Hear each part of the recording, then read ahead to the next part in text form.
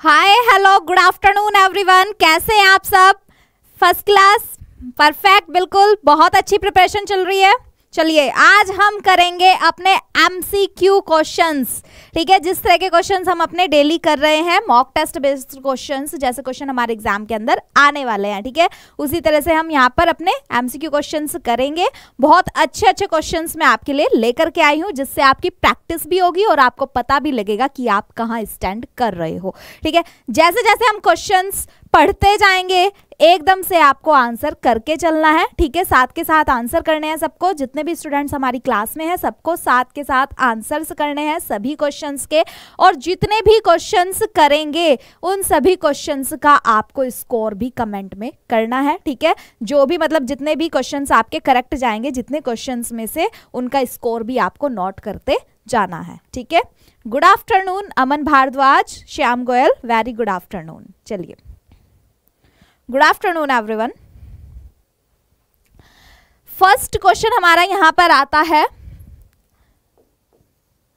10% debentures of 100 each were issued by Hirat limited at a discount of 2%।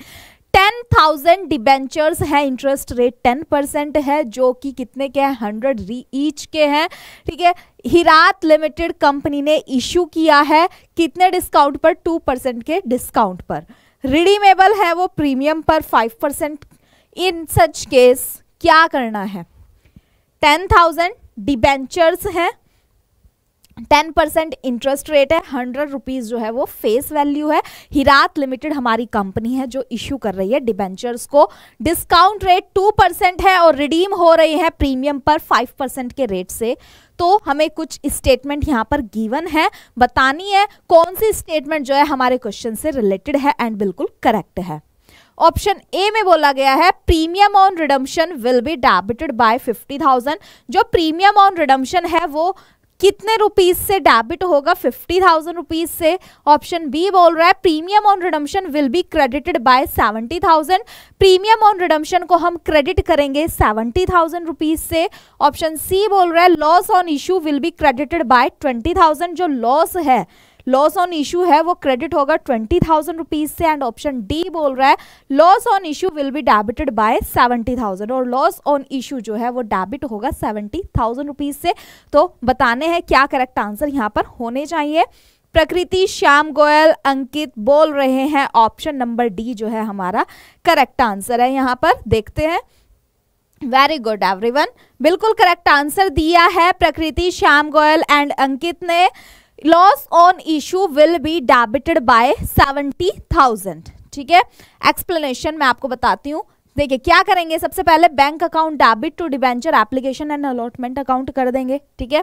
फिर उसके बाद में क्या करेंगे, जो हमारी एप्लीकेशन एंड अलॉटमेंट अकाउंट है उस मनी को कहाँ ट्रांसफर करेंगे? डिबेंचर अकाउंट के अंदर ट्रांसफर करेंगे।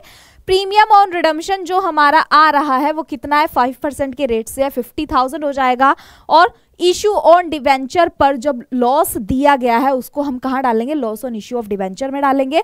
और premium on redemption of debenture भी हमारा loss on issue of debenture के अंदर ही जाएगा, ठीक है। तो हमारा loss on issue of debenture account जो है वो प्रीमियम, जो हमारा रिडम्पशन पर प्रीमियम है वो, और इशू करने पर जो डिस्काउंट है वो भी अमाउंट, दोनों अमाउंट इंक्लूड होकर के हमारे loss on issue of debenture account के अंदर जा रहे हैं, ठीक है। चलिए क्वेश्चन नंबर 2 आता है in case of death of a partner the whole amount standing to the credit of his capital account is transferred to. देखिए डेथ हो रही है पार्टनर की, जो भी पूरा का पूरा अमाउंट जो भी अकाउंट में जाना है, हमारा जो डिजीज्ड पार्टनर है वो किस अकाउंट में जाएगा?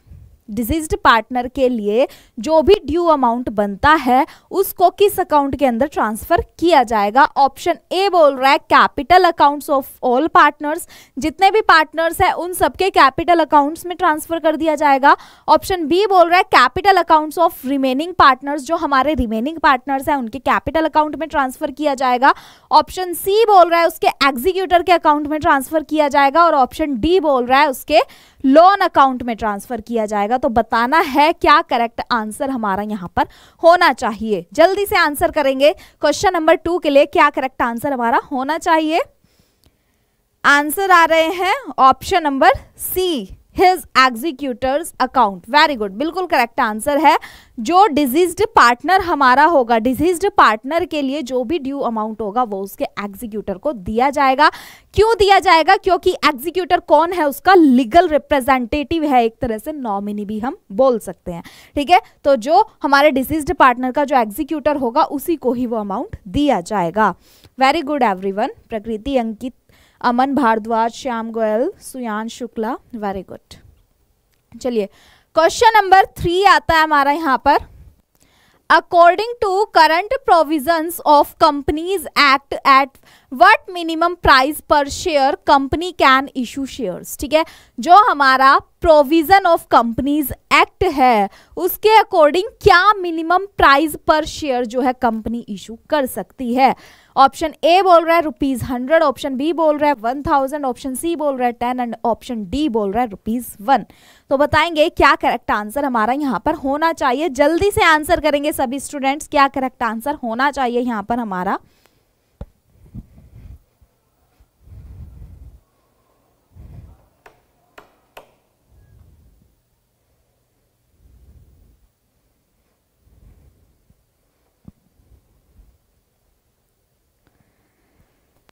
आंसर आ रहे हैं ऑप्शन नंबर सी, अंकित, मोहिनी पांडे, सौम्य शुक्ला बोल रहे हैं ऑप्शन सी जो है वो करेक्ट आंसर है। ये बोल रहे हैं ₹10, बट हमारा जो करेक्ट आंसर है वो क्या है यहाँ पर, ₹1 है। ठीक है, जो कंपनी शेयर्स इशू कर सकती है क्या वो ओनली ₹10 पर ही कर सकती है? 3 पर भी कर सकती है, 4 पर भी कर सकती है, 1 पर भी कर सकती है। तो इसलिए जो मिनिमम अमाउंट जो रखा गया है वो ₹1 रखा गया है।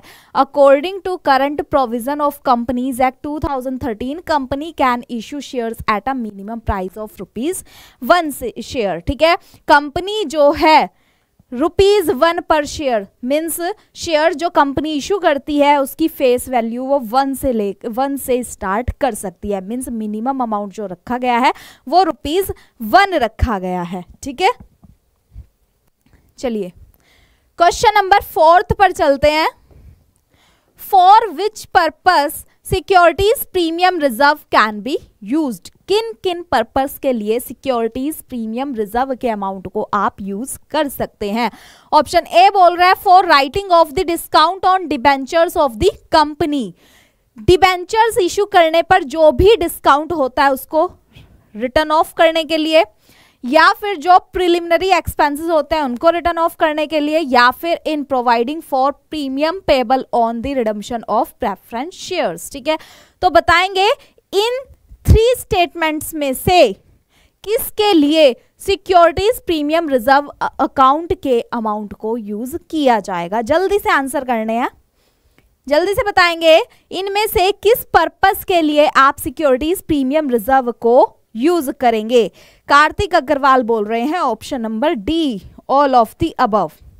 बिल्कुल करेक्ट आंसर है। जितनी भी स्टेटमेंट्स हैं उन सभी पर्पस के लिए हम सिक्योरिटीज प्रीमियम रिजर्व के अमाउंट को यूज करेंगे यहां पर। ठीक है, जो हमारा सिक्योरिटीज प्रीमियम रिजर्व का अमाउंट होता है उसको हम किस पर्पस के लिए यूज कर सकते हैं। प्रिलिमिनरी एक्सपेंसेस को रिटर्न ऑफ करने के लिए, और expenses, commission, discount allowed on issue of shares, debentures of the company, इनको रिटर्न ऑफ करने के लिए, या issuing fully paid bonus share to share holder of the company, या फिर providing for the premium payable on redemption of redeemable preference shares और debentures of the company, या फिर buy back of its own shares. ठीक है, question number 5 आता है। Common size statement are prepared. Common size statements किस तरह से प्रिपेयर होती हैं। ऑप्शन ए बोल रहा है in the form of ratios, ratios की फॉर्म में। ऑप्शन बी बोल रहा है in the form of percentage. C बोल रहा है in both of the above, की रेशियोज की फॉर्म में भी प्रिपेयर किया जा सकता है और परसेंटेज की फॉर्म में भी प्रिपेयर किया जा सकता है। ऑप्शन डी बोल रहा है नन ऑफ द अबव। तो आपको बताना है क्या करेक्ट आंसर हमारा होना चाहिए। कॉमन साइज स्टेटमेंट किस फॉर्म में प्रिपेयर की जाती है। जल्दी से बताएंगे क्या करेक्ट आंसर हमारा यहाँ पर होना चाहिए? सबको आंसर करने हैं, जितने भी स्टूडेंट्स क्लास देख रहे हैं सबको आंसर करने हैं। और आप सबसे मैं बोल रही हूं कि 1 टाइम ही आंसर आप कमेंट में सेंड करें, ठीक है? एक ही आंसर को बार बार रिपीट ना करें, क्योंकि सभी स्टूडेंट्स के आंसर जो है वो शो होने चाहिए यहाँ पर, ठीक है? सभी स्टूडेंट्स को आंसर करने हैं। आंसर्स आ रहे हैं option number be in the form of percentage. Very good, बिल्कुल करेक्ट आंसर दिया है सभी स्टूडेंट्स ने। जो हमारी कॉमन साइज स्टेटमेंट होती है वो परसेंटेज की फॉर्म में प्रिपेयर की जाती है यहां पर। क्वेश्चन नंबर 6 आता है, in the statement of profit and loss of a common size statement.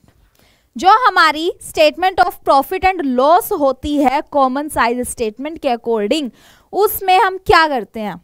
Option A बोल रहा है figure of net revenue from operation is assume to be equal to 100। जो फिगर होती है हमारी नेट रिवेन्यू फ्रॉम ऑपरेशन की, उसको हम 100 के इक्वल मान करके चलते हैं।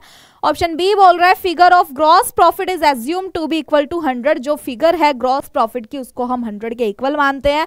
ऑप्शन सी बोल रहा है figure of net profit is assumed to be equal to 100। जो नेट प्रॉफिट का अमाउंट है उसको हम 100 के इक्वल मानते हैं। ऑप्शन डी बोल रहा है जो एसेट है उसका अमाउंट जो है हम 100 के इक्वल एज्यूम करके चलते हैं। तो बताना है क्या करेक्ट आंसर हमारा होना चाहिए क्वेश्चन नंबर 6 के लिए।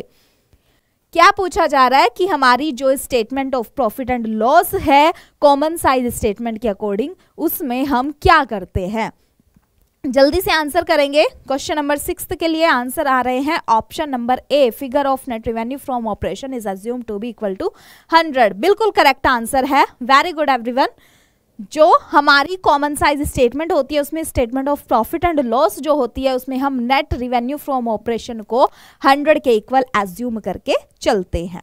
चलिए क्वेश्चन नंबर 7 करेंगे। A land whose original cost is 4 lakh having accumulated depreciation 1,20,000। एक लैंड है जिसकी वैल्यू 4 लाख रुपीज है और accumulated depreciation 1,20,000 है, जिसको सेल कर दिया गया 3 लाख रुपीज में। while preparing cash flow statement what will its effect on cash flow। Cash flow पर इसका क्या इफेक्ट पड़ने वाला है जब कैश फ्लो स्टेटमेंट प्रिपेयर की जाएगी? ऑप्शन ए बोल रहा है cash flow from investing activity 3 lakh rupees, cash flow from investing activity 1 lakh rupees, cash flow from financing activities 3 lakh rupees, cash flow from financing activities 1 lakh rupees. तो बताएंगे क्या करेक्ट आंसर हमारा होना चाहिए क्वेश्चन नंबर 7 के लिए कि एक लैंड है जिसकी ओरिजिनल कॉस्ट 4 लाख रुपीज है, एक्यूमुलेटेड डेप्रिसिएशन भी है 1,20,000 रुपीज का और उसको सोल्ड कर दिया गया 3 लाख रुपीज के लिए। तो बताना है कैश फ्लो स्टेटमेंट जब प्रिपेयर की जाएगी तो कैश फ्लो पर इसका क्या इफेक्ट पड़ने वाला है। आंसर आ रहे हैं option number A, cash flow from investing activity 3 lakh rupees. Option number ए जो है वो हमारा करेक्ट आंसर है यहाँ पर, ठीक है? Very good. क्योंकि यहाँ पर क्या हो रहा है 3 लाख रुपीज में एसेट को सेल किया गया है, तो एसेट से रिलेटेड जो भी ट्रांजैक्शन है वो हमारी किस में जाती है? इन्वेस्टिंग एक्टिविटी में जाती है। एसेट की सेल हो रही है मींस वहां से अमाउंट रिलीज हो रहा है, ठीक है? अमाउंट रिसीव हो रहा है कंपनी को, तो कैश फ्लो हो रहा है कहां से? इन्वेस्टिंग एक्टिविटीज में, ठीक है? क्वेश्चन नंबर 8 करेंगे। Cash deposit with the bank with a maturity date after 2 months belongs to which of the following in the cash flow statement. Cash deposit किया गया है बैंक में, मैच्योरिटी डेट 2 months के बाद है, तो ये किस चीज से बिलोंग करता है कैश फ्लो स्टेटमेंट में? इन्वेस्टिंग एक्टिविटीज से, फाइनेंसिंग एक्टिविटीज से, कैश एंड कैश इक्विवेलेंट से या फिर ऑपरेटिंग एक्टिविटीज से? जो कैश डिपॉजिट किया गया है बैंक के अंदर उसका मैच्योरिटी डेट जो है वो 2 months के बाद है, ठीक है? तो उसको हम क्या बोलेंगे? इन्वेस्टिंग एक्टिविटी बोलेंगे, फाइनेंसिंग एक्टिविटी बोलेंगे, कैश एंड कैश इक्विवेलेंट बोलेंगे या फिर ऑपरेटिंग एक्टिविटी बोलेंगे? जल्दी से आंसर करेंगे। अंकित बोल रहे हैं option number C, Tanvi Rajput बोल रही है ए, अमन भारद्वाज सी, श्याम शुक्ला, राहुल पाल, ईशा द्विवेदी, मोहिनी पांडे, प्रकृति। देखिए यहाँ पर जो हमारा करेक्ट आंसर होने वाला है वो क्या है? कैश एंड कैश इक्विवेलेंट है। जिन स्टूडेंट्स ने ऑप्शन नंबर सी बोला है उनका आंसर बिल्कुल करेक्ट है, क्योंकि जो कैश डिपॉजिट किया गया है बैंक में with a maturity date after 2 months, वो किससे बिलोंग करता है? कैश एंड कैश इक्विवेलेंट से बिलोंग करता है। इसलिए हमारा ऑप्शन नंबर सी जो है वो बिल्कुल करेक्ट आंसर है यहां पर। क्वेश्चन नंबर 9 देखते हैं। Claims against the company not acknowledged as debts will be shown under the head of the balance sheet। जो क्लेम होते हैं कंपनी के अगेंस्ट, जिनको डेट की तरह से माना जाता है, उनको हम बैलेंस शीट की किस हेड के अंडर शो करेंगे? ऑप्शन ए बोल रहा है करंट लाइबिलिटीज, ऑप्शन बी बोल रहा है non current liabilities, option C बोल रहा है कमिटमेंट्स, ऑप्शन डी बोल रहा है कंटिंजेंट लाइबिलिटीज। जल्दी से आंसर करना है, क्या करेक्ट आंसर हमारा होना चाहिए क्वेश्चन नंबर 9 के लिए। जो हमारे क्लेम्स हैं उनको एक्नॉलेज, क्लेम्स जो हमारे कंपनी के अगेंस्ट है और नॉट एक्नॉलेज्ड एज डेट्स, ये क्वेश्चन पढ़ने में मिस्टेक कर दिया, नॉट एक्नॉलेज्ड एज डेट है, उसको हम बैलेंस शीट की किस हेड के अंडर शो करेंगे, ये चीज पूछी गई है। तो आंसर करेंगे जल्दी से आंसर करना है, क्या करेक्ट आंसर हमारा होना चाहिए। यहां पर आंसर आ रहे हैं बी सी डी। देखिए हमारा जो करेक्ट आंसर होगा यहाँ पर वो कंटिंजेंट लाइबिलिटी होगा। जो हमारे क्लेम्स हैं उनको हम क्या मानेंगे? कंटिंजेंट लाइबिलिटी मानेंगे। All claims which the company does not acknowledge as debt should be disclosed as contingent liability. जितने भी क्लेम्स कंपनी के अगेंस्ट होते हैं जिनको डेट्स एज एक्नॉलेज नहीं किया जाता, मीन्स डेट्स नहीं माना जाता, उनको किस में डाला जाता है? कंटिंजेंट लाइबिलिटी में डाला जाता है। ठीक है, चलिए क्वेश्चन नंबर 10 करेंगे। Vishnu limited forfeited 20 shares of 10 each ₹8 called up on which John had paid application and allotment money of ₹5 per share. Of these 15 shares were reissued to Parker as fully paid up for ₹6 पर share. देखिए Vishnu limited company है जिसने forfeited किए हैं 20 shares जो कि 10 rupees जिनकी face value थी। 8 रुपीज कंपनी ने कॉल्ड अप किए थे और जॉन ने क्या किया? एप्लीकेशन एंड अलॉटमेंट मनी पे की है ₹5 पर शेयर, जिसमें से 15 शेयर्स क्या कर दिए गए? रिश्यू कर दिए गए पाकर को। ठीक है, कितने रुपीज में? 6 रुपीज जिनकी फेस वैल्यू रखी गई। पूछा जा रहा है कितना बैलेंस होगा हमारा शेयर फॉरफिचर अकाउंट में after the relevant amount has been transfer to capital reserve account. ठीक है, जल्दी से बताएंगे क्या करेक्ट आंसर हमारा होना चाहिए। यहाँ पर 20 शेयर्स थे 10 रुपीज ईच के, 8 कोल्ड अप किए गए थे बट पेड 5 किए हैं, फॉरफिटेड उनको कर दिया गया है, जिसमें से 15 शेयर्स जो है वो इशू कर दिए गए हैं at face value 6 rupees per share. तो बताना है शेयर फॉरफिचर अकाउंट में हमारा कितना बैलेंस रह जाता है। बहुत ईजी सा क्वेश्चन है, जल्दी से बताएंगे क्या करेक्ट आंसर हमारा होना चाहिए। यहाँ पर सबको आंसर करने हैं।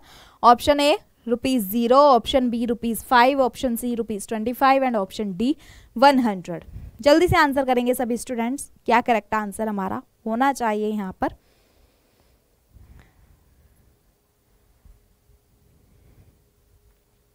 सबको आंसर करने हैं, जल्दी से आंसर करेंगे। देखिए जो हमारा करेक्ट आंसर है यहाँ पर वो क्या है? ऑप्शन नंबर सी है ₹25। देखिए कैसे, नंबर ऑफ शेयर्स फॉरफिटेड 20 है, कोल्ड अप अमाउंट 8 है और पेड अप पर शेयर ₹5 है। जो फॉरफिटेड अमाउंट है शेयर्स पर वो 5 रुपीज इंटू 20 100 रुपीज है। ठीक है, number of shares not reissued, कितने शेयर्स रीशूड नहीं किए गए? 5 शेयर्स नहीं किए गए, 20 थे टोटल, 15 रीशू किए गए, 5 नहीं किए गए। ठीक है, 5 रुपीज नहीं किए गए तो 5 रुपीज की फेस वैल्यू क्या थी? किसके अकॉर्डिंग पे किए गए थे वो? देखिए 100 थे, 100 इंटू 5/20, 25 हमारा बच रहा है। हम इसको शॉर्ट ट्रिक के थ्रू भी कर सकते हैं। देखिए क्या करेंगे, टोटल 20 शेयर्स हैं, 20 में से 15 रीइशू कर दिए गए, 5 हमारे पास बचे हैं, ठीक है। किसके अकॉर्डिंग उसने पे किए थे, 5 रुपीज के अकॉर्डिंग पे किए थे। 5 की 5 से मल्टीप्लीकेशन कर देंगे, 25 हमारा आंसर यहाँ पर आ जाएगा, ठीक है। इस तरह से भी आप इसको सॉल्व कर सकते हैं। चलिए क्वेश्चन नंबर 11 हम करेंगे। At the time of dissolution of a partnership firm, the liability of the firm stands at 6,40,000। Firm का डिसोल्यूशन हो रहा है, जो लाइबिलिटीज है फर्म की वो 6,40,000 रुपीज है और टोटल कैपिटल जो है पार्टनर्स की वो 6 लाख रुपीज है। लाइबिलिटीज जो है वो पेड कर दी गई है 10% के डिस्काउंट पर। बताना है कितने अमाउंट से हमारा रियलाइजेशन अकाउंट जो है डेबिट होगा। ऑप्शन ए बोल रहा है 6,40,000, ऑप्शन बी बोल रहा है 5,40,000, ऑप्शन सी बोल रहा है 11,16,000, ऑप्शन डी बोल रहा है 5,76,000, ठीक है। ये लैक्स में है, जल्दी से बताएंगे क्या करेक्ट आंसर हमारा होना चाहिए। फर्म का डिसोल्यूशन हो रहा है, लाइबिलिटीज की वैल्यू 6,40,000 रुपीज है, टोटल कैपिटल 6 लाख रुपीज है, लाइबिलिटीज जो है वो 10% के डिस्काउंट पर पेड कर दी गई है। पूछा जा रहा है रियलाइजेशन अकाउंट को हम कितने अमाउंट से डेबिट करेंगे। यहाँ पर ऑप्शंस भी आपको गिवन है, जल्दी से आंसर करना है सभी स्टूडेंट्स को, क्या करेक्ट आंसर हमारा यहाँ पर होना चाहिए, कितने अमाउंट से जो है रियलाइजेशन अकाउंट डेबिट किया जाएगा। जल्दी से आंसर करेंगे।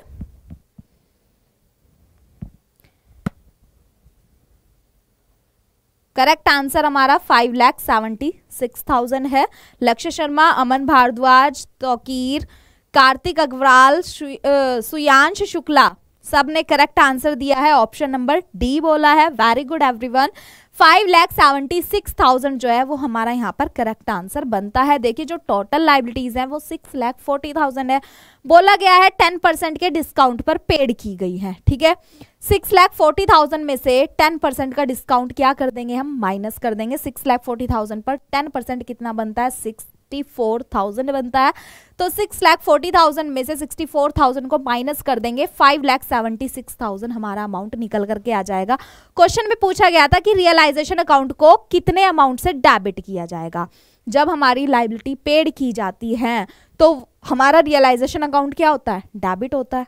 तो मीन्स किस चीज के बारे में पूछा जा रहा है कि जो लाइबिलिटीज पेड की जा रही हैं वो डेबिट होंगी रियलाइजेशन अकाउंट में, कितने अमाउंट से होंगी वो पूछा गया। तो क्वेश्चन में हमें बताया गया था कि जो लाइबिलिटी है वो 10% के डिस्काउंट पर पे की गई है। तो हमने क्या किया, जो लाइबिलिटीज का अमाउंट था उसमें से 10% का जो अमाउंट आ रहा है उसको हमने माइनस कर दिया। हमारा टोटल अमाउंट निकल करके आ रहा है 5,76,000, इसलिए हमारा ऑप्शन नंबर डी जो है वो करेक्ट आंसर है यहाँ पर। चलिए क्वेश्चन नंबर 12 करेंगे।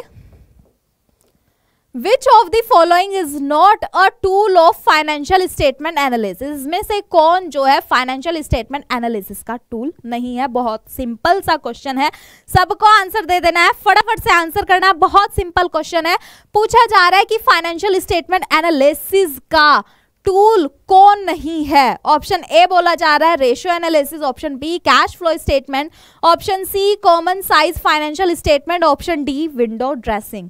जल्दी से बताएंगे क्या करेक्ट आंसर हमारा होना चाहिए। आंसर्स दे दिया है स्टूडेंट्स ने, option number D window dressing बिल्कुल करेक्ट आंसर है, ठीक है। विंडो ड्रेसिंग हमारा करेक्ट आंसर होगा क्वेश्चन नंबर 12 के लिए। प्रकृति, लक्ष्य शर्मा, अंकित, मोहिनी पांडे, अमन भारद्वाज, कार्तिक अग्रवाल, श्याम गोयल, लक्ष्य शर्मा सबने करेक्ट आंसर दिए हैं। ईशा द्विवेदी, विंडो ड्रेसिंग जो है वो हमारा करेक्ट आंसर है यहाँ पर, ठीक है।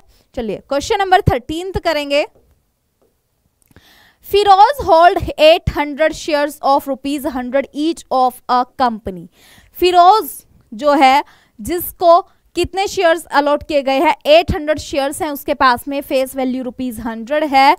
On these he paid application and allotment money of ₹60 पर शेयर। उसने क्या किया, अलॉटमेंट और एप्लीकेशन मनी पे कर दिया है ₹60 पर शेयर के अकॉर्डिंग, बट फेल्ड टू पे द कॉल मनी ऑफ ₹40 पर शेयर। लेकिन वो फेल हो गया कॉल मनी पे करने में जो कि ₹40 पर शेयर की है। His share will be transfer to, उसके शेयर किसको ट्रांसफर कर दिए जाएंगे, कहाँ ट्रांसफर किए जाएंगे? एक शेयर होल्डर है, शेयर्स उसको अलॉट किए गए हैं, उसने एप्लीकेशन और अलॉटमेंट मनी पे कर दिया है, बट वो कॉल्स मनी पे करने में फेल हो गया है, तो उसके शेयर्स को कहाँ पर ट्रांसफर किया जाएगा?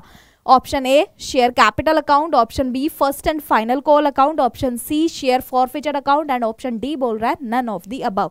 जल्दी से आंसर करेंगे, क्या करेक्ट आंसर हमारा होना चाहिए क्वेश्चन नंबर 13 के लिए? आंसर आ रहे हैं option number C share forfeiture account, बिल्कुल करेक्ट आंसर है, क्योंकि हमारा शेयर होल्डर जो है वो कॉल मनी पे करने में फेल हो गया है। और जब भी कोई शेयर होल्डर जो भी मतलब चाहे वो एप्लीकेशन मनी है चाहे कॉल मनी है, अगर फेल हो जाता है पे करने में, नहीं पे करता है, तो उसके शेयर्स क्या कर दिए जाते हैं? कैंसिल कर दिए जाते हैं। और जो भी अमाउंट उसने पे किया है उसको कहाँ ट्रांसफर कर दिया जाता है? शेयर फॉरफीचर अकाउंट के अंदर। इसलिए हमारा ऑप्शन सी जो है वो करेक्ट आंसर है यहाँ पर। क्वेश्चन नंबर 14 पर आते हैं।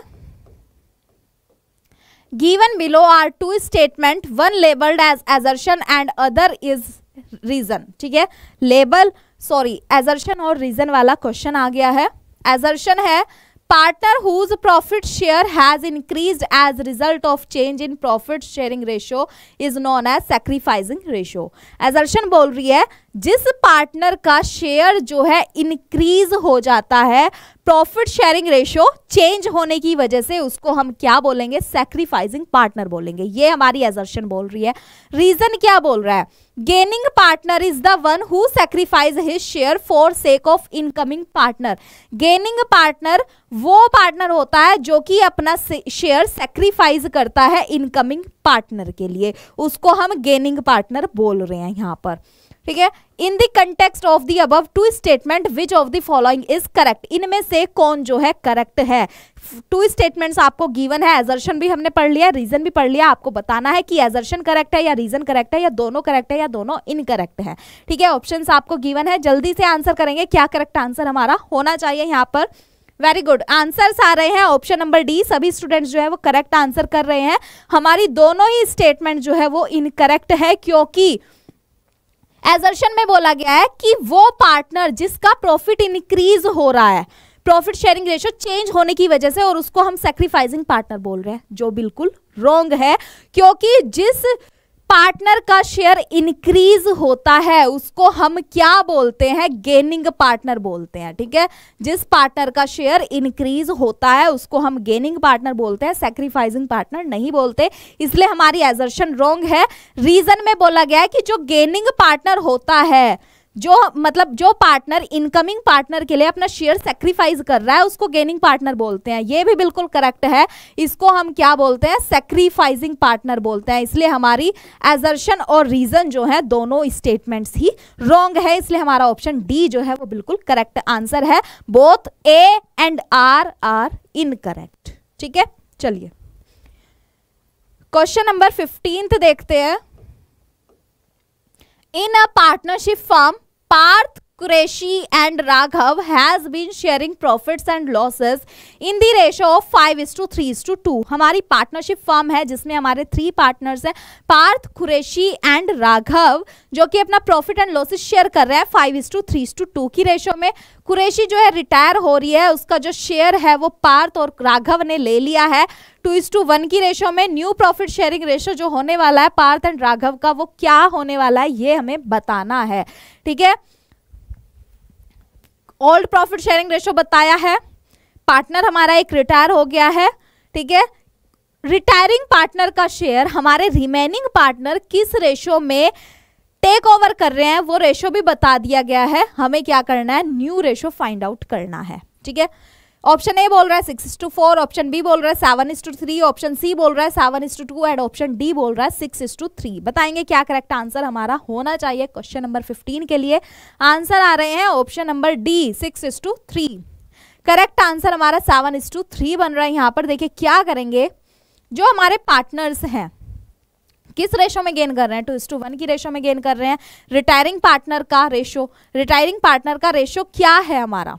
देखिए जो हमारा रिटायरिंग पार्टनर है वो कौन है? कुरैशी है, और कुरैशी का शेयर मिड वाला है। ठीक है, 3/10 है, तो 3/10 को 2:1 की रेशो में जो है हमारे रिमेनिंग पार्टनर जो है टेक ओवर कर रहे हैं। ठीक है, इस तरह से फिर क्या करेंगे, जो इनका ओल्ड रेशो है उस ओल्ड रेशो में जो रेशो इन्होंने गेन किया है उस रेशो को ऐड कर देंगे, इनका न्यू रेशो निकल करके आ जाएगा। बहुत सिंपल सा क्वेश्चन है, ठीक है।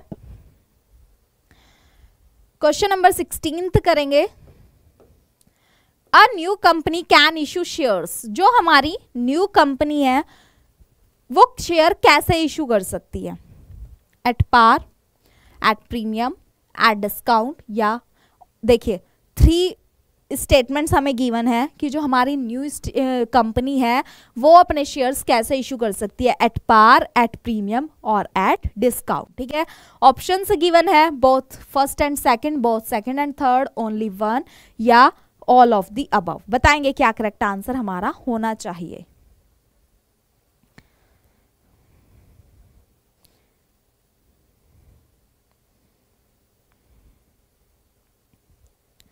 आंसर आ रहे हैं option number A, B, D.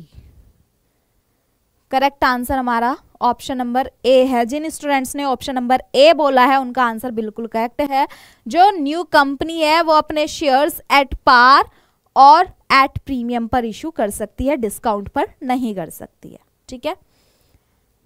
चलिए क्वेश्चन नंबर 17 आता है। Which of the following ratio are included in traditional classification. ये क्वेश्चन आपको थोड़ा सा न्यू लगेगा। कौन से रेशियो जो है हमारे ट्रेडिशनल क्लासिफिकेशन के अंडर इंक्लूडेड होते हैं। ऑप्शन ए बोल रहा है प्रॉफिटेबिलिटी रेशियो, ऑप्शन बी बोल रहा है लिक्विडिटी रेशियो, ऑप्शन सी बोल रहा है composite ratio and option D बोल रहा है सॉल्वेंसी रेशियो। तो बताएंगे क्या करेक्ट रेशियो हमारा होना, सॉरी कौन से रेशियोज जो है हमारे ट्रेडिशनल क्लासिफिकेशन के अंडर आते हैं। जल्दी से आंसर करेंगे। आंसर आ रहे हैं option number A, option number C. सभी स्टूडेंट्स को आंसर करने हैं क्या करेक्ट आंसर हमारा होना चाहिए क्वेश्चन नंबर 17 के लिए। कार्तिक अग्रवाल बोल रहे हैं option number C, Mohammed Ayub option number C, Mohini Pandey option number C, Aman Bhardwaj option number C, Ankit बोल रहे हैं ऑप्शन नंबर सी। चलिए देखते हैं क्या करेक्ट आंसर है हमारा, कंपोजिट रेशियो, ठीक है। जो हमारे क्लासिकल क्लासिफिकेशन में आते हैं, क्लासिकल रेशियोज में आते हैं, वो हमारे profitability ratio, activity ratio, liquidity ratio और सॉल्वेंसी रेशियो होते हैं। बट जो हमारा कंपोजिट रेशियो है वो हमारा ट्रेडिशनल क्लासिफिकेशन के अंडर आता है, ठीक है। बिल्कुल करेक्ट आंसर दिए हैं सभी स्टूडेंट्स ने, वेरी गुड। चलिए क्वेश्चन नंबर 18 करेंगे। Which of the following statement are correct. Question पूछ रहा है कि इनमें से कौन सी स्टेटमेंट जो है हमारी करेक्ट है। Option A sacrificed share equals to new share minus old share, option B gained share,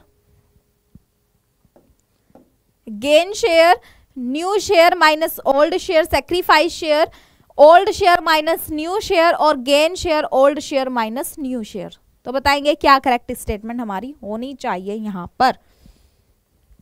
जल्दी से बताएंगे क्या करेक्ट रेशियो हमारा आना चाहिए।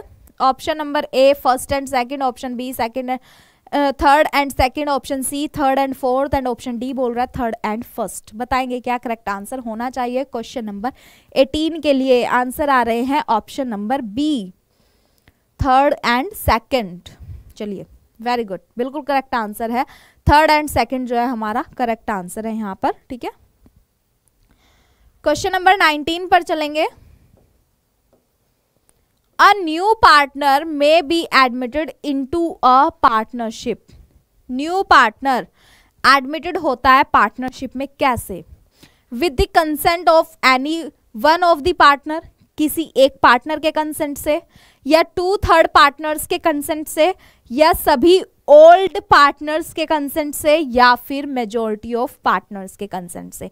किस तरह से न्यू पार्टनर जो है वो पार्टनरशिप फर्म के अंदर एंट्री कर सकता है। जल्दी से बताएंगे क्या करेक्ट आंसर हमारा होना चाहिए। देखिए करेक्ट आंसर जो है हमारा यहाँ पर ऑप्शन नंबर सी है, with the consent of all old partners. जिन्होंने ऑप्शन सी बोला है उनका आंसर बिल्कुल करेक्ट है। कोई भी अगर न्यू पार्टनर आता है फर्म के अंदर तो वो कैसे एंटर कर सकता है फर्म में, पार्टनरशिप फर्म में? सभी ओल्ड पार्टनर के कंसेंट से ही एंटर कर सकता है फर्म में, ठीक है। क्वेश्चन नंबर 20 करते हैं।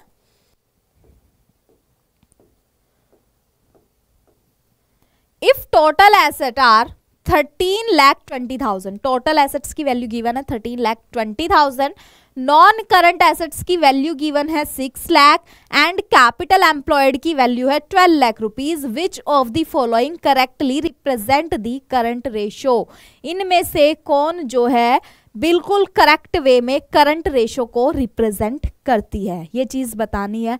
टोटल एसेट्स 13,20,000 है, non current asset 6 lakh rupees है, कैपिटल एम्प्लॉयड 12 लाख रुपीज है, ठीक है। करंट रेशो बताना है, करंट रेशो फाइंड आउट करना है।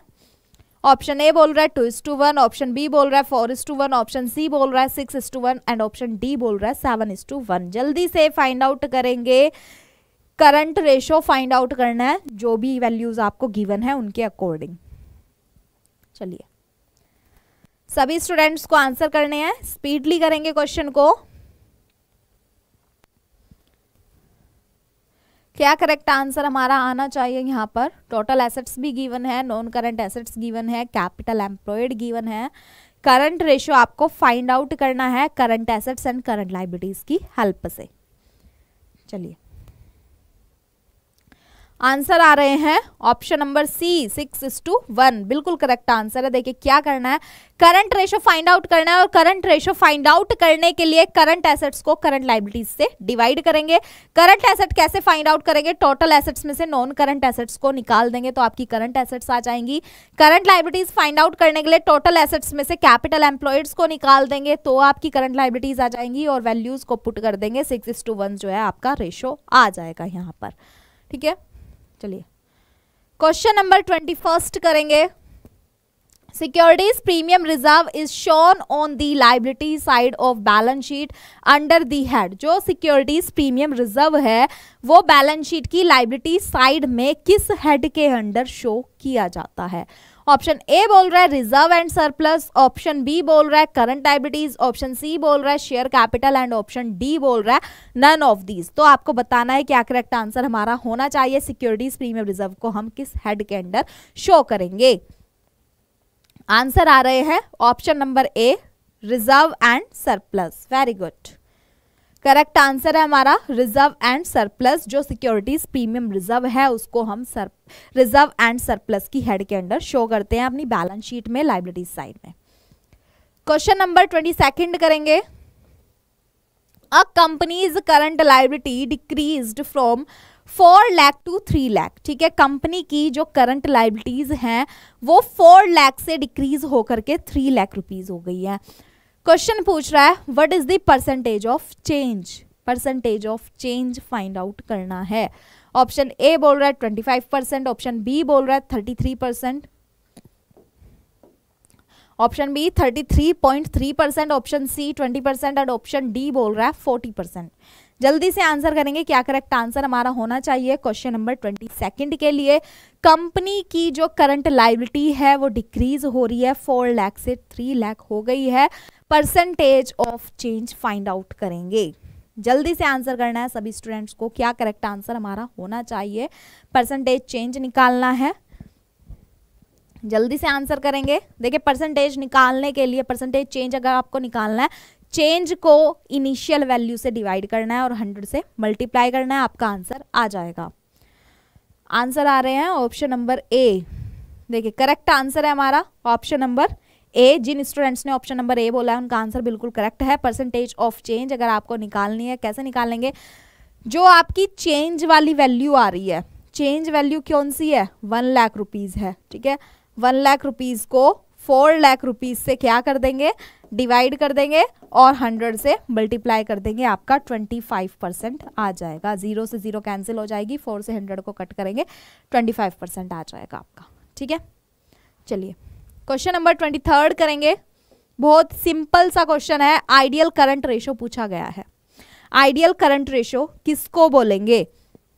1:1, 1:2, 1:3 या 2:1 को किसको बोलेंगे आइडियल करंट रेशियो? हम यहाँ पर जल्दी से आंसर करना है, क्या करेक्ट आंसर हमारा होना चाहिए क्वेश्चन नंबर 23 के लिए। सभी स्टूडेंट्स आंसर करेंगे। प्रकृति बोल रही हैं ऑप्शन नंबर डी, सभी को आंसर बोलना है। अंकित बोल रहे हैं आंसर नंबर डी। चलिए करेक्ट आंसर जो है हमारा यहाँ पर 2:1 है। Very good. ठीक है, 2:1 जो है वो हमारा करेक्ट आंसर है, क्योंकि 2:1 जो है हमारा आइडियल करंट रेशियो है, जिससे कि पता लगता है कि कंपनी जो है अपने डेट्स को टाइमली पूरा कर पाएगी या नहीं कर पाएगी। ठीक है, when a company is having its current ratio 2:1, that means it's able to pay its debts and can meet its liability। ठीक है, मीन्स कंपनी जो है वो एबल है अपने डेट्स को पूरा करने के लिए टाइमली, और जो भी उसकी लाइबिलिटीज है उसको पूरा करने के लिए। क्वेश्चन नंबर 24 करेंगे।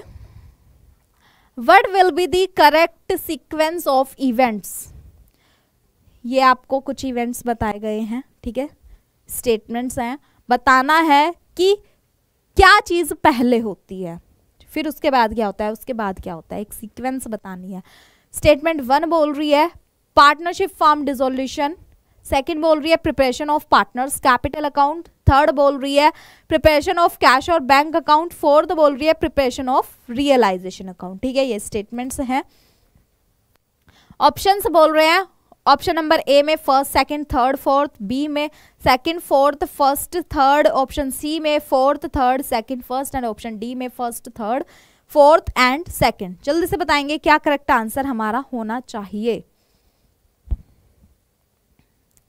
जल्दी से बताएंगे क्या करेक्ट आंसर हमारा होना चाहिए। यहाँ पर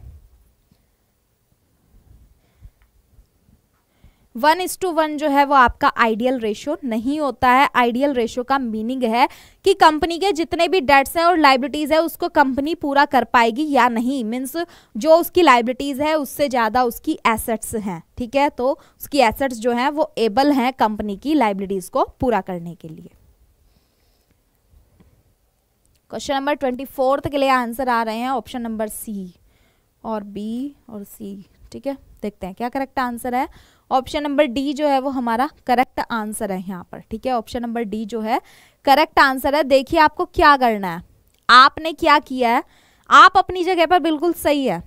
ठीक है, आप अपनी जगह पर बिल्कुल सही हैं। आप क्या कर रहे हैं, रियलाइजेशन अकाउंट प्रिपेयर कर रहे हैं, कैश और बैंक अकाउंट प्रिपेयर कर रहे हैं, फिर पार्टनर्स कैपिटल अकाउंट कर रहे हैं, फिर फर्म का डिसोल्यूशन कर रहे हैं, ऐसा ही कर रहे हैं। बट फर्म का डिसोल्यूशन होगा तभी तो रियलाइजेशन अकाउंट प्रिपेयर होगा। ठीक है, रियलाइजेशन अकाउंट क्यों प्रिपेयर होता है, क्योंकि फर्म का डिसोल्यूशन होता है, इसीलिए सबसे पहले फर्म का क्या किया जाएगा, डिसोल्यूशन किया जाएगा, उसके बाद में रियलाइजेशन अकाउंट प्रिपेयर होगा। ठीक है, तो जब फर्म के डिसोल्यूशन की बात आएगी तभी तो आप रियलाइजेशन अकाउंट प्रिपेयर करेंगे, इसलिए सबसे पहले पार्टनरशिप फर्म का क्या होगा, डिसोल्यूशन होगा, उसके बाद में क्या किया जाएगा, रियलाइजेशन अकाउंट प्रिपेयर किया जाएगा, आपका सॉरी कैश और बैंक अकाउंट प्रिपेयर किया जाएगा और रियलाइजेशन अकाउंट प्रिपेयर किया जाएगा और पार्टनर्स कैपिटल अकाउंट प्रिपेयर किया जाएगा। ठीक है, समझ में आई बात। Question number 25, which of the following statement is और आर करेक्ट। इनमें से कौन सी स्टेटमेंट जो है वो करेक्ट है। ए बोल रही है at dissolution of firm debts of third party to be paid first, कि जो डिसोल्यूशन होता है फर्म का उस टाइम पर थर्ड पार्टी के जो डेट्स होते हैं उनको सबसे पहले पे किया जाता है। स्टेटमेंट 2 बोल रही है डिसोल्यूशन ऑफ अ फर्म के टाइम पर partners capital account means partners की जो कैपिटल है उसको सबसे पहले पे किया जाता है। तो आपको बताना है हमारी कौन सी स्टेटमेंट जो है वो करेक्ट है। ओनली फर्स्ट करेक्ट है, सेकंड करेक्ट है, या दोनों करेक्ट है, या कोई सी भी करेक्ट नहीं है। जल्दी से आंसर करेंगे क्या करेक्ट आंसर हमारा होना चाहिए। 2 स्टेटमेंट्स आपको गिवन है। फर्स्ट में बोला जा रहा है कि थर्ड पार्टी के डेट्स क्लियर किए जाएंगे सबसे पहले, और सेकंड में बोला जा रहा है कि पार्टनर्स की कैपिटल पे की जाएगी सबसे पहले। तो बहुत सिंपल सा क्वेश्चन है, सबको पता है क्या चीज पहले पे की जाती है, इसलिए बताएंगे कौन सी स्टेटमेंट जो है हमारी करेक्ट होनी चाहिए। जल्दी से आंसर करेंगे।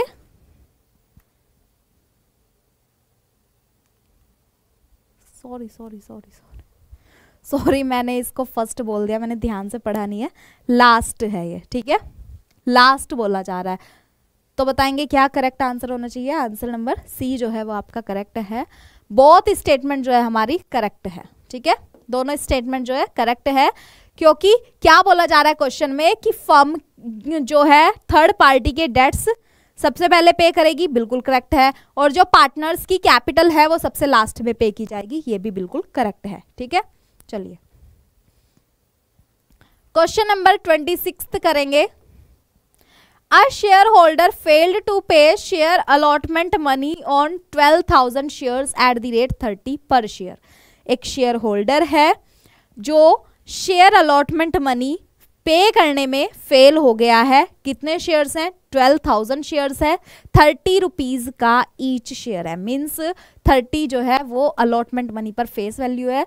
Which one of the following account will be taken into account? किस अकाउंट को कंसिडरेशन में लिया जाएगा जब हमारा शेयर होल्डर जो है वो फेल हो गया है 12,000 पे करने में अकॉर्डिंग टू ₹30 पर शेयर। ठीक है, debited to share capital account, debited to calls in arrear account, credited to calls in arrear account या credited to share capital account. बताएंगे क्या करेक्ट आंसर होना चाहिए। क्वेश्चन नंबर 26 के लिए आंसर आ रहे हैं option number B, debited to calls in arrear account, बिल्कुल करेक्ट आंसर है। ठीक है, शेयर होल्डर मनी पे करने में फेल हो गया है तो उसका अमाउंट कहाँ ट्रांसफर किया जाएगा? कॉल्स इन एरियर अकाउंट में डेबिट किया जाएगा। ठीक है, चलिए क्वेश्चन नंबर 27 करेंगे।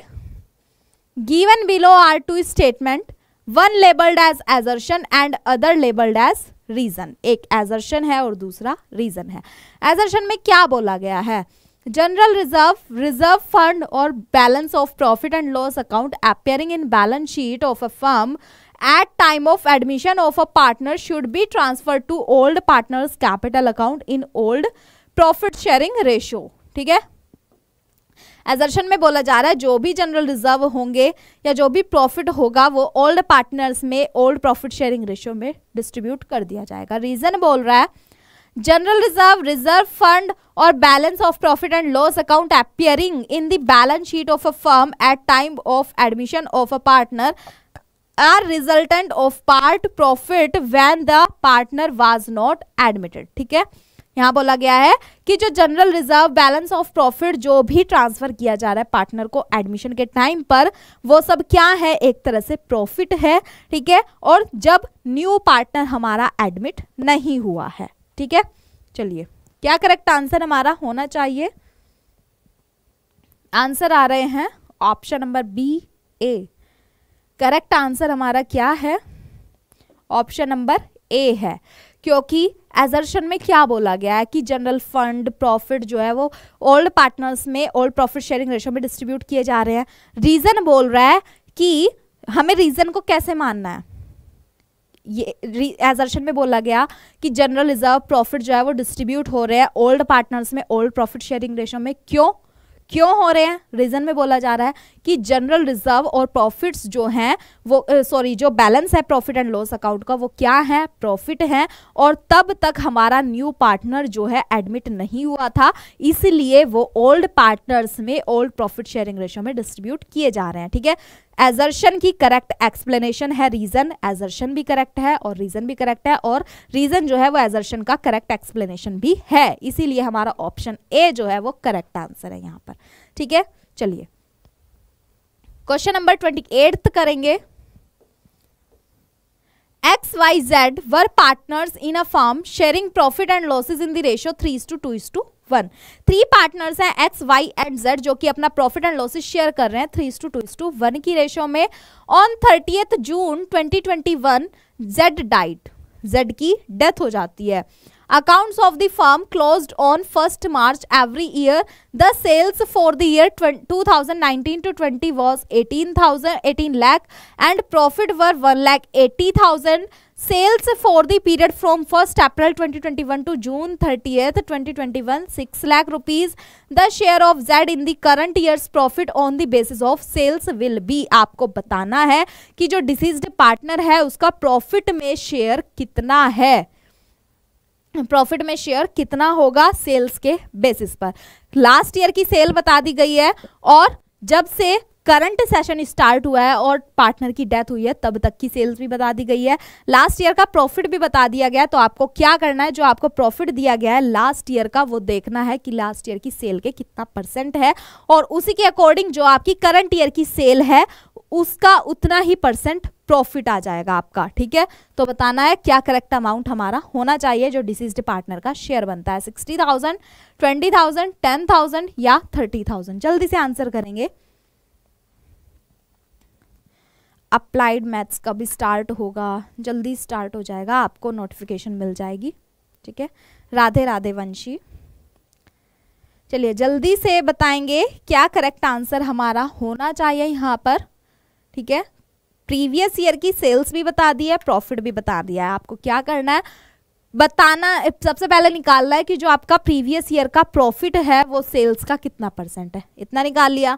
फिर उसके बाद में जो आपकी करंट ईयर की सेल्स बताई गई है उसका उतना ही परसेंट निकाल लेंगे जो आपका प्रीवियस ईयर का प्रॉफिट आया है सेल्स का परसेंट, जितनी परसेंटेज में आया है। ठीक है, उतना परसेंट निकाल लेंगे और निकाल लेंगे जो डिसीज्ड पार्टनर है उसका कितना शेयर बनता है प्रॉफिट में। आंसर आ रहे हैं option number A, option number C.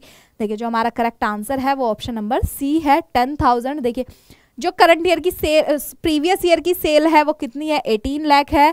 Profit जो है 1,80,000 है। कितना परसेंट बनता है, 10% बनता है। ठीक है, सेल्स जो करंट ईयर की सेल हुई है जब तक पार्टनर की डेथ हुई है तब तक की 6 लाख रुपीज है। 10% प्रॉफिट आया था प्रीवियस ईयर का, तो हम इस ईयर भी यही मान करके चलेंगे, एज्यूम करके चलेंगे कि जो 6 लाख सेल है उसका 10% प्रॉफिट जो है वो 60,000 है। ठीक है, जेड का शेयर कितना होगा अप टू डेथ, 60,000 का 1/6 कर लेंगे, जो हमारा जेड का शेयर है 10,000 रुपीज आ जाएगा। ठीक है, correct answer is option number C. Question number 29 करेंगे।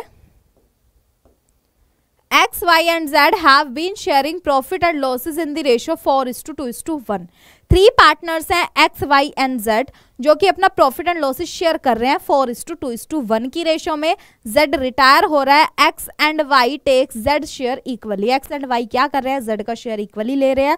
New profit sharing ratio of X and Y will be, new profit sharing ratio find out करना है, X एंड Y का कितना न्यू प्रॉफिट शेयरिंग रेशियो आएगा।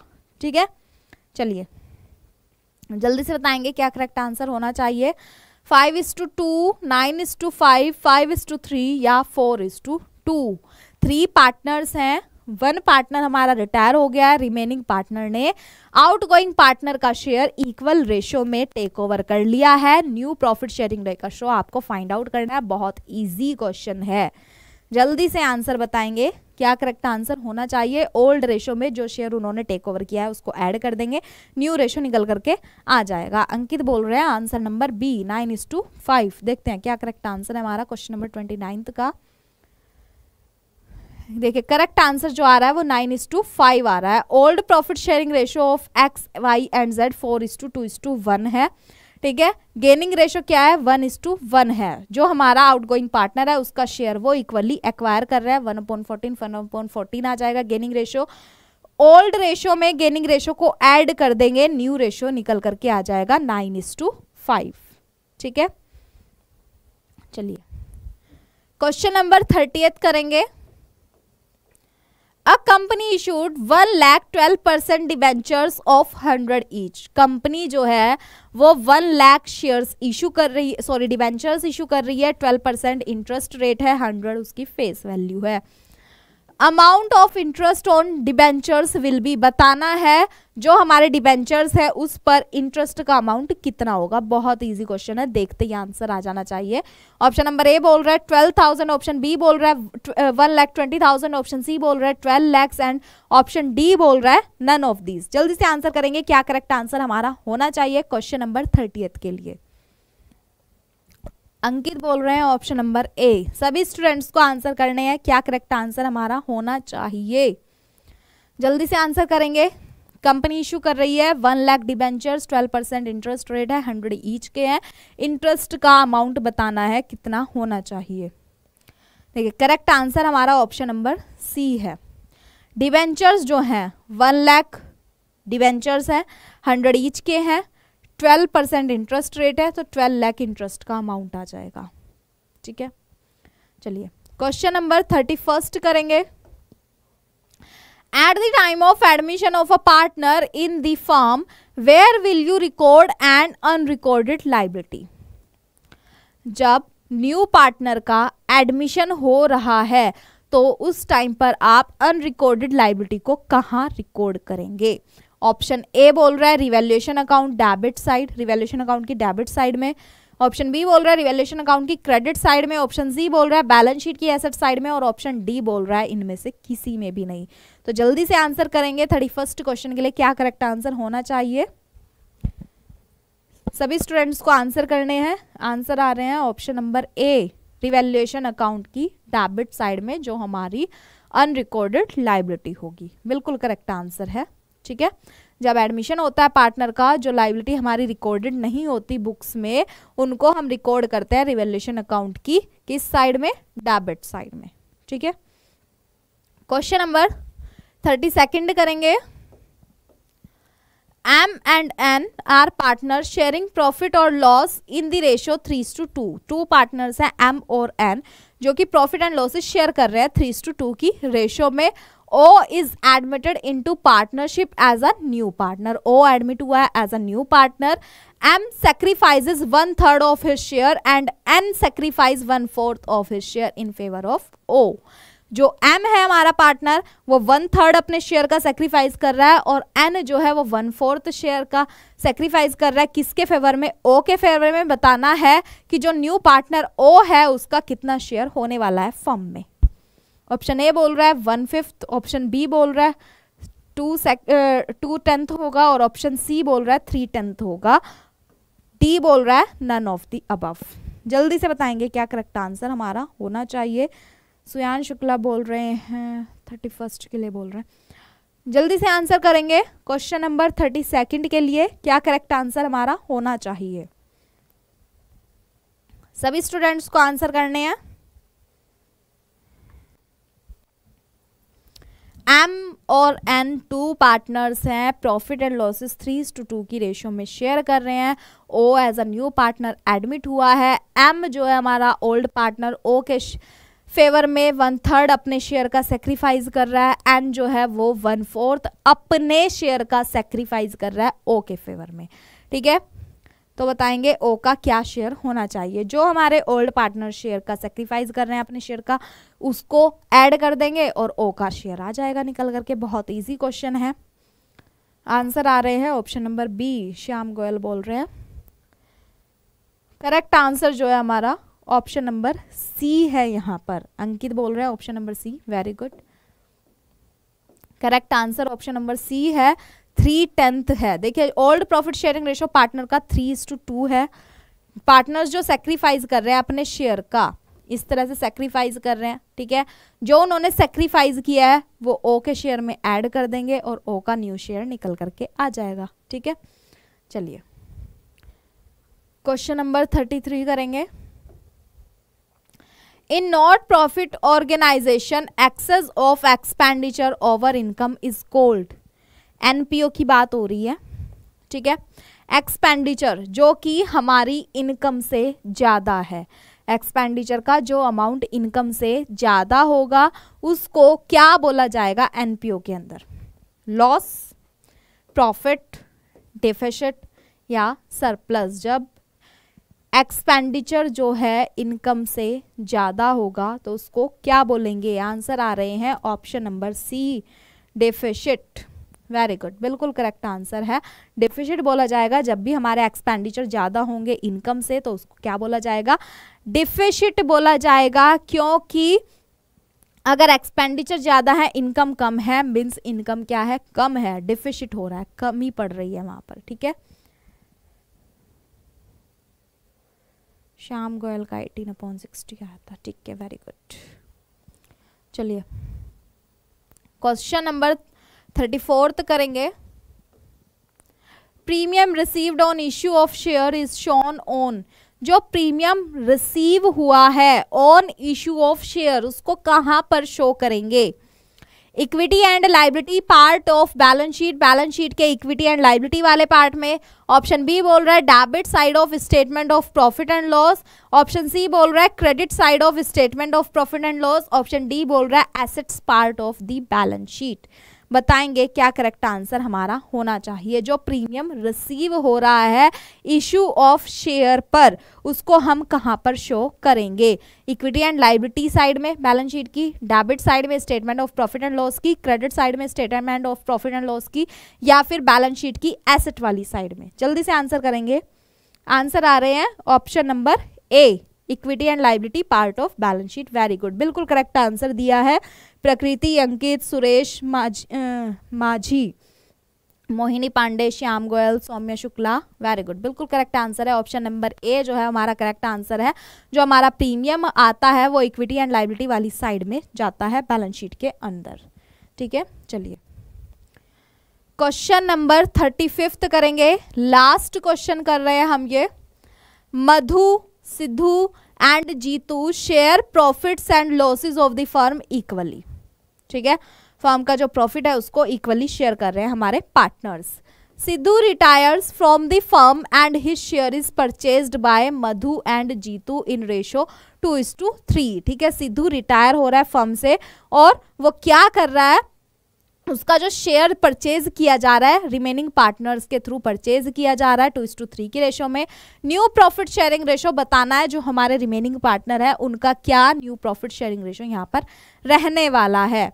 Option A बोल रहा है 1:1, option B बोल रहा है 2:2, ऑप्शन सी बोल रहा है 3:5 और ऑप्शन डी बोल रहा है 7:8। जल्दी से आंसर करेंगे। लास्ट क्वेश्चन है हमारा ये, 35वां क्वेश्चन है। जल्दी से आंसर करना है सभी स्टूडेंट्स को। क्या करेक्ट आंसर हमारा होना चाहिए? सभी स्टूडेंट्स आंसर करेंगे।